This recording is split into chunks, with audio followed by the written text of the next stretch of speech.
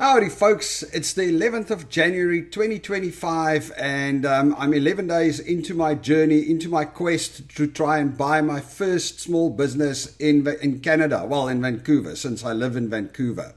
So in this video, there's a couple of things that we're going to talk about. Firstly, I spoke to a business broker that was referred to me by Warren and Sandy. I'm going to give you an update on what he told me. I spoke to a guy at the Business Development Bank of Canada. I'm going to tell you what he told me, and then I'm going to show you some of the business sites I've been looking at, and then at the end of the video I am going to tell you some of the lessons that I've learned, or some of the things that I learned already that I did not know before, and some of the decisions I made regarding this business and what kind of business I'm looking for. All right, so let's start it off. Sandy and Warren connected me with the gentleman that helped them to find their business that they ended up buying. And I mean, the guy was super friendly. We had a phone call, but he was, I don't know, I didn't come off from there very positive. Maybe he was just a little bit, reserved or something. But basically, there's a couple of interesting things he told me. The first one is that 95% of new businesses that get started in Canada fails. And there's a number of reasons for that. We didn't go too deep into it, but basically it comes down to the fact that a lot of these new businesses are started by immigrants, and they don't have the network, they don't understand exactly how everything works. So 95% of new businesses in Vancouver actually fails. So that's why you want to buy a business. You don't want to start a business, because you've got a better chance if you buy a business. The second thing he told me is that businesses in Vancouver are broadly divided into two kind of categories. The first one is the owner-operator category. So that's where you buy a business and you're actually just kind of buying a job for yourself, that you're not working for a boss. It's a business. It makes maybe $100,000 or $150,000 a year profit, and you are going to pay that money over to yourself, and you're going to work in the business. Now, for that, often coffee shops, like these UPS stores, a few of those kind of things, hairdressers. There are plenty of hairdressers that work like that. So the concept with the owner-operator business is it's a smaller business. It only makes about $100,000 to $150,000 or a max $150,000 a year profit. So there's not enough money for you to actually employ a manager to run the business and to get enough money out of the business to go and pay off whatever bond or loan you took, mortgage you took to buy the business.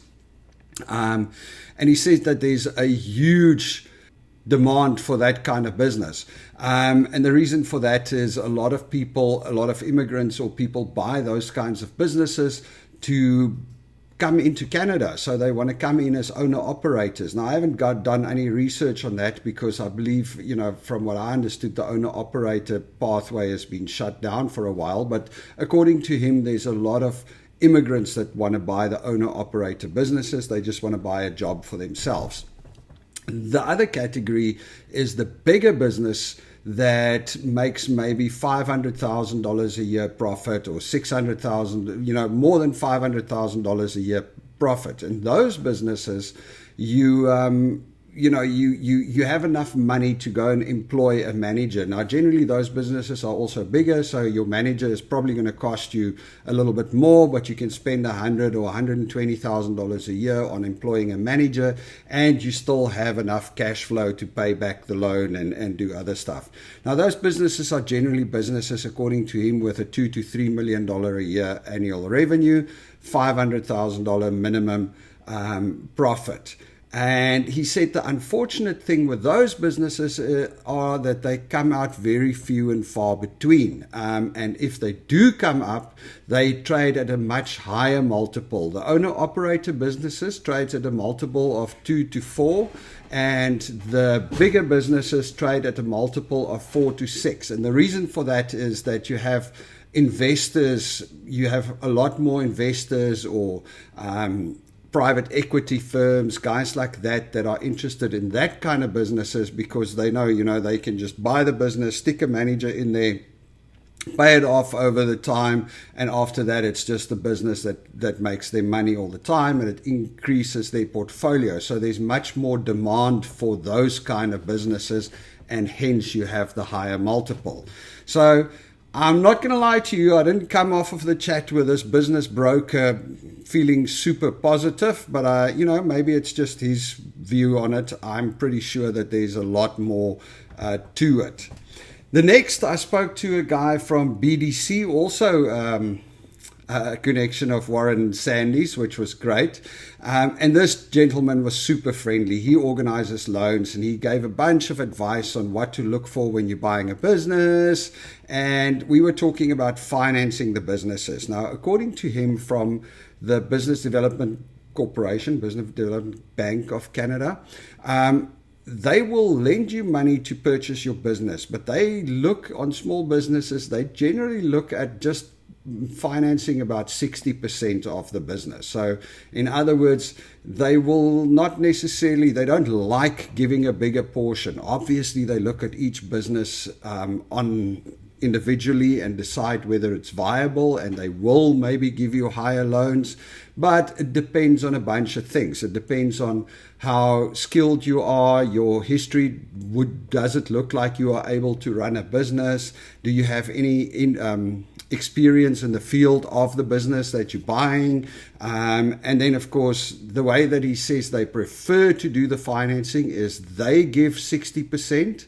The seller, they want the seller to basically lend you 20% of the money as a owner of financing, I guess, and then you put a 20% deposit together. And he says that's the ideal deal structure. The reason for that is if the seller has some skin in the game, so if the business fails, the seller loses 20%, he's not going to get paid. And that way, the seller will always make sure, he's got some skin in the game. So he's also going to try and make sure that the business succeeds. And you've got your 20% in. So you're going to work hard, and their risk is only 60%, which is a lot less. So that's kind of the way that he said they like to do the business structures or the sales structures. But hey, like I said, they look at every deal individually. Interest rates, he's talking about an interest rate of around 9 to 10% because they're 4 to 5% above the bank rate or whatever it's called over here. So he's talking about 9 to 10% interest rate for your loan, and it's over 5 years generally for a business loan. So, but he's super friendly, super helpful, and he said if I want any more information, I must reach out to him, and I can refer other people to him as well. So if you want to know more about him, reach out and I'll let you know. All right, so now let's have a look at where I've been looking for businesses for now. Now, I just went and Googled business for sale in Vancouver, and it came up with a whole bunch of options here. Now, businesses for sale in Canada, Realtor, Vancouver Business on Zolo, Venture Connect, and this one, Vancouver Business Brokers, NAI Commercial. I mean, there's plenty of sites. Now, in all honesty, I'm most likely not going to purchase anything from any of these sites because the reality is that these sites are very commercial. So two things happen here. Number one, there's a bunch of charlatans that are trying to sell you crappy businesses. And the second thing is also, like on this one specifically, you will see that there's a lot of people that's trying to sell you a franchise. So it's not an actual business that's been running for a while. You go there, I reached out to this one group, and the way they wrote it, it sounded like an actual business. But if you reach out to them, you just get to like a sales team that goes, oh yes, we've got this great franchise for maid services, and there's nobody in your area yet, and you pay us, and then you get a website, and you can start servicing maids or having maids in West Vancouver. And I'm like, dude, I want a business that's been running for a while. I don't want to buy some franchise and start it off anew. That just like, then I might as well start my own new business. So what I really am looking for is a business that's been running for a while and that's got a proven cash flow and a proven client base, and that's it. And often on these sites, there's a lot of people trying to to sell you a bunch of crap that's just not viable. The other thing about these sites is, it's very much, or that's what I understand, it's very much like real estate. So if you've got a house that you want to sell and 5 brokers or 2 brokers arrive and they give you a valuation on your house, who are you going to go with? The guy that values your house at $900,000 or the guy that values your house at $1 million? Obviously, you're going to use the broker that values your house at the higher price because it's going to be more money for you. Now, a similar thing happens with these business selling sites, because they get listing fees and commissions and stuff like that. So who do you think somebody's going to list their business with? The guy that gives them the highest valuation. So a lot of these sites actually overvalue the businesses because they're just trying to get the listing. So by the time it hits the listing sites, not ideal. Which doesn't mean that there are some real dinkum good buyers that come onto these sites. So I'm going to keep monitoring them and I'm going to keep checking them. But there's one that I actually reached out to that doesn't seem like a bad deal. I mean, I've been negotiating, I've been talking to the broker, and things actually look pretty decent. I mean, unfortunately, with all of these things, when you reach out to them, especially through the brokers, they ask you to sign an NDA, a non-disclosure agreement. So in other words, I can't show you what the numbers are that they give me back because I'm not allowed to. It's not public, blah, blah, blah. So I can't show you the numbers, but there's one business that actually doesn't look too bad. So I am looking into that, and I will give you more information on that next week when I have a little bit more info. All right, so now let's talk about what I've learned and what I've decided. I've watched a whole bunch of videos. Cody Sanchez, other UK dudes that sell, business gurus and business buying gurus and stuff like that. And I've learned a couple of things. The first one is, what's the difference between EBITDA and SDE? And there's a video, if you want to click on the link at the top there, that explains what the difference is between EBITDA and SDE, or seller discretionary earnings.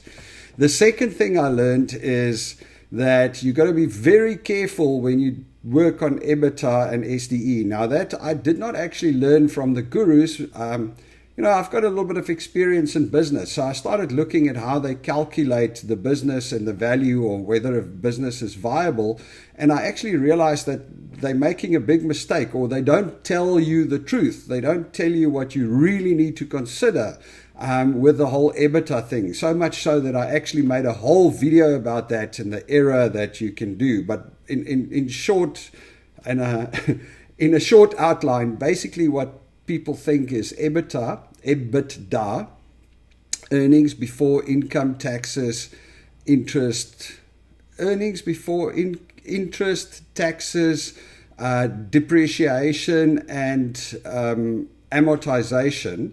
And they try and position it as that's the cash flow of the company. So that's the amount of money that the company has. So if you look at an EBITDA of $100,000 and you buy a company for $300,000, then you should be able to pay off that company in 3 years because you used a multiple of 3 on the EBITDA. But it doesn't work like that, because your earnings before taxes,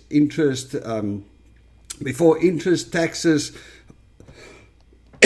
depreciation and amortization is just that. It's before all of those other things, but you still have to pay that. You still have to pay interest. You still have to pay tax. So yeah, anyway, I made a whole video about it. You can go check it out over there at the top if you want to learn more about that. So I've learned that, and that's a very important thing that I'm going to use. I created a spreadsheet that I'm going to use. Every business I'm going to stick in there to see if there will be surplus cash flow. It's just more important, it's just super important. The next thing I needed to consider is, what kind of business do I want to buy? Do I want to buy an owner-operator business, or do I want to buy an investment business? Now, I mean, obviously, I would like to buy an investment business. I don't want to buy myself a job, because I want to buy more and more businesses and I want to look after them all. But having said that, I'm open to looking at everything for a number of reasons. Number one, Belinda has got a job, and she doesn't necessarily like working for a boss. So if we can find a business that makes sense, that she's interested in, she can maybe run that business and we can buy her a job. So that's kind of one option. And then, of course, I've got Connor that finished school last year, and I've got Angelique that's finishing school this year. Both of them are also going to be out there and need to find something to do. And if I can buy a business that they can work in, that can help them to earn an income and to learn business, you know, I'm down for that. I could work with that. As far for myself, I need to try and find something that I can purchase and that can either be manager run or that doesn't take a lot of time, so that I have time available to work on all the other things as well. Now, there are some of them. I mean, a while ago I saw a business, that was last year, I saw a business in here, mobile doggy daycare business, and the owners were selling it because they were retiring and they wanted $75,000 for it. It had a $87,000 a year EBITDA.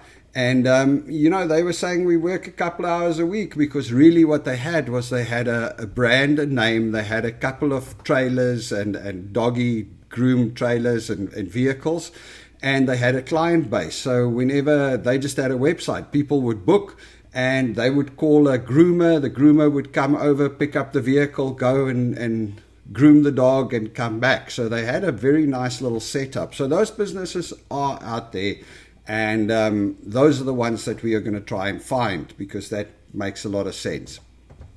Then also, obviously, the cash is going to be interesting, where to find the loans. But those are all things that we still need to figure out. I'm going to put together a bunch of spreadsheets and a bunch of calculators where I can put all of this data in and see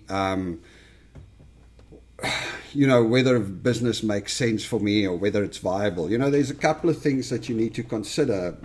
Some of the elements I took away from what these business gurus said is, the one is, why is the person selling the business? And why is that important? Because if somebody's selling the business because they're retiring, generally what it means is they don't really need the money. So they're not selling the business because I need 500 grand right now to do something else. I'm retiring, so I'm selling the business mainly because I don't want to leave my clients in the lurch, or I don't want to leave my staff in the lurch, and my little baby that I've been looking after for so many years, I would like it to carry on. And I don't necessarily need all the cash right now. So oftentimes when retirees sell businesses, they will do owner financing, because for them it's beneficial. I mean, if I borrow the money from the bank, I'm paying 10% interest to the bank. If I buy the business from a retired owner and I owe him the money, which I still pay the 10%, so he gets his business money back plus 10%. If I gave him the full amount and he put it in the bank, he'll probably get 3 or 4% interest, so it's a much better interest rate for him. The benefit of doing that also is that if you buy through owner financing, the owner, you know, it would give me as the buyer more confidence, because I would understand that the owner, I mean, if he's going to give me the loan, then the business is pretty dinkum. I mean, he believes that the business can make the money to pay him back. So that's always a good thing. You know, it's like, I'm sure he's not a charlatan. So that's the thing about buying from somebody that's retiring or that wants to sell his business for that reason. Whereas if you're buying from somebody that is selling it because they want to buy something else, or they want to, they need the money for something else, it's a completely different story. They want more for the business because they need the money. I want the money. They want the money. So it's a definitely a different type of deal. So definitely better to try and find from somebody they call it a distressed seller, but it's not really distressed. It's just somebody that, you know, is retiring. That's the ideal one, really, to be honest. Anyway, I think that's it for today's video. There's a few more things that I've learned, but I don't want to keep these videos going too long. I will make another one and talk about the rest of the information and keep you updated on the journey. All right, folks, subscribe and follow this journey. Let's see how it goes. Cheers.